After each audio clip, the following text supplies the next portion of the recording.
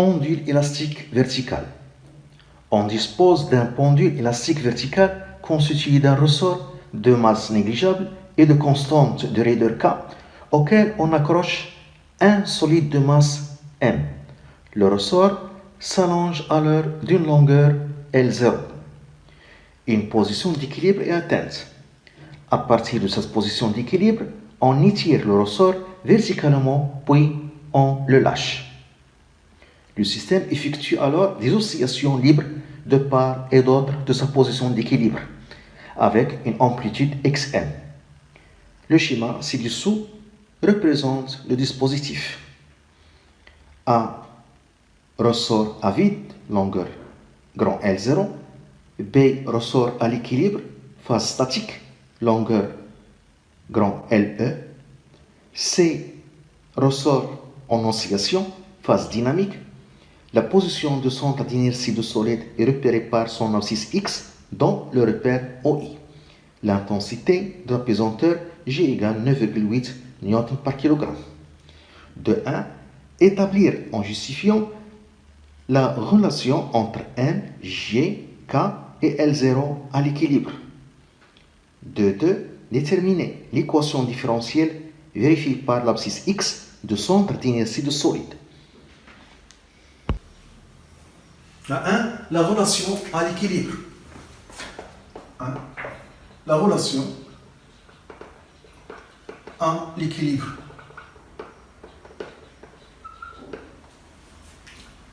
Donc c'est la situation B où la longueur finale de ressort c'est LE. Donc on a le corps en équilibre, donc la somme des forces appliquées est égale à 0. Puisque le corps est en équilibre, la somme des forces extérieures appliquées est égale à 0.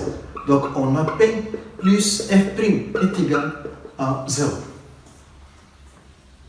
Par projection sur l'axe OX, par projection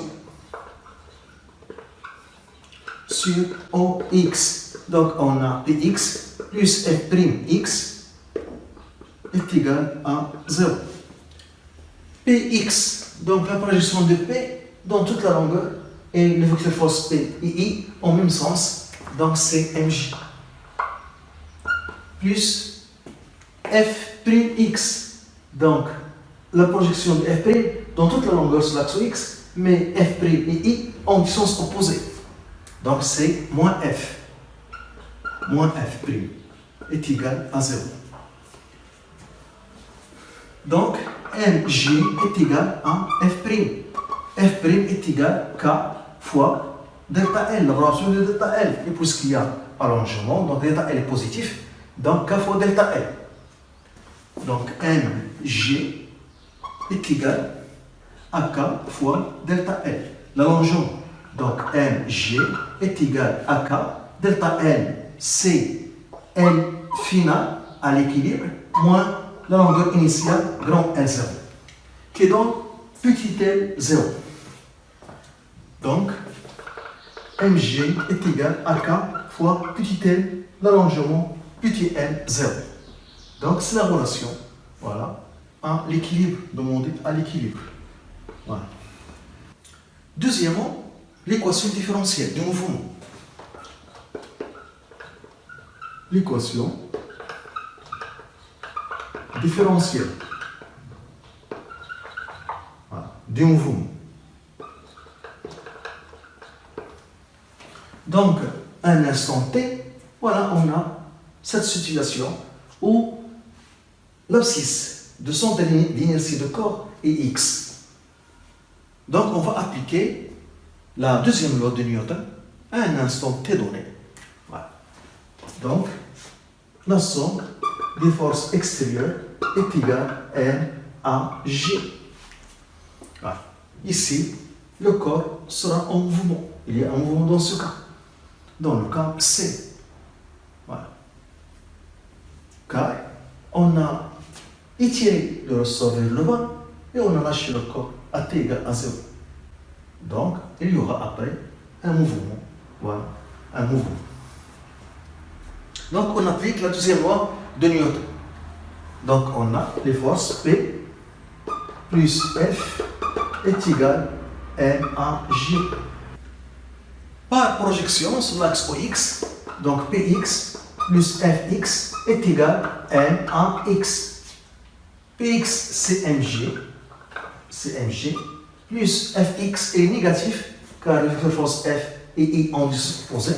Donc c'est moins F l'intensité positive, et moins de la coordonnée Fx. Donc c'est égal à X de point. Donc, F est égal à K fois la valeur absolue de delta L, car F est l'intensité positive, et dans ce cas on a delta L positif car on a allongement, donc K fois delta L. L'allongement delta L, on a la longueur finale moins la longueur initiale. Donc c'est ça la longueur finale, moins la longueur initiale, L0. La longueur finale, c'est LE plus X. C'est LE plus X, la longueur finale. Donc est égal à LE plus X moins la longueur initiale, L0. Donc l'intensité F est égale à K fois LE plus X moins L0. Et on remplace ici. Donc on a mg moins F est égal à mx du point. F, on remplace F par son expression. Donc mg moins K LE plus X moins L0 est égal à mx de point. Donc mg, je dois faire apparaître cette relation qu'on a lorsque le corps a été en équilibre. Donc, moins K LE moins L0 moins KX est égal à mx de point. Et ça, c'est petit L0. Donc, mg moins K fois L0 moins KX est égal à mx de point. Et cette somme est égale à 0. Voilà. Car mg, c'est K fois L0. Donc, cette somme est égal à 0 ici. Donc 0 moins kx est égal à n x de point. Donc n x de point plus kx est égal à 0. Qu'on peut écrire comme ça, x de point plus k sur n fois x est égal à 0. C'est l'équation différentielle de mouvement. On l'appelle équation différentielle car il y a la fonction x et sa dérivée seconde et la fonction x qui est inconnue ici. C'est l'équation différentielle de mouvement de pendule élastique verticale. Sa solution est sinusoïdale. Donc x est égal à xn cosinus 2p sur t0 fois t plus phi. Équation différentielle a pour solution une solution sinusoïdale qui s'écrit sous cette forme xn l'amplitude des oscillations, t0 la période de pendule élastique et phi0 c'est la phase à t égale à 0. Donc on a un mouvement d'oscillation sinusoïdale. Donc la nature du mouvement est un mouvement rectiligne sinusoïdal. Donc le mouvement est rectiligne sinusoïdal. Voilà, rectiligne sinusoïdal.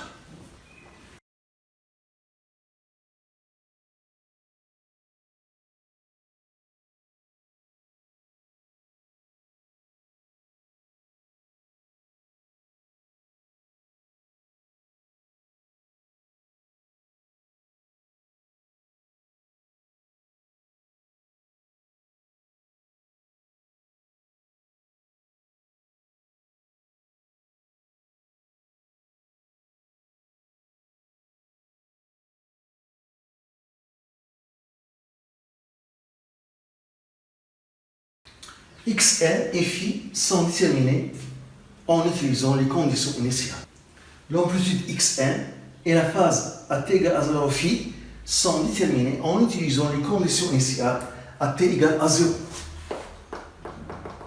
On a dit qu'on a itéré le ressort vers le bas d'une certaine distance, x est égal à, et on a lâché le corps sans vitesse initiale.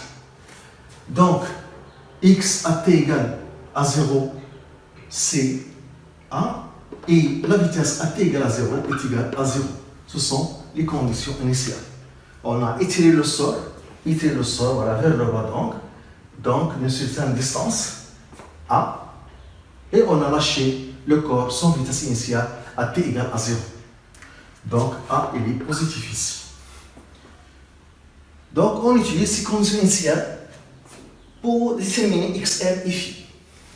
Donc x0 est égal à xn cosinus phi qui est égal à a. Donc xn est égal à cosinus phi. X point, on dérive. Donc c'est moins xn de pi sur t0 sinus de pi sur t0 fois t plus phi. Donc x point à t égale à 0 est égal moins xn de pi voilà, sur t0 sinus phi qui est égal à 0. Donc xn différent de 0, ce facteur aussi est différent de 0, donc sinus phi qui peut être égal à 0. Donc phi est égal à 0 ou phi est égal à pi.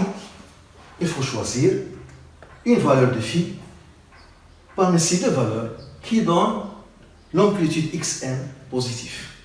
Par définition, l'amplitude est positive. Voilà. Alors, puisque xn est positif, donc on choisit phi est égal. A, on a dit A est positif car on a étiré le ressort. Donc ce A à t égale à 0 sera positif. Donc cosinus pi est égal à moins 1. Donc si on choisit pi, xn sera négatif, moins A sera négatif. Donc par définition, xn est positif. Donc il faut choisir phi est égal à 0, cosinus phi est égal à 1. Donc on choisit phi est égal à 0. Donc, et par conséquent, xn est égal à A. Voilà.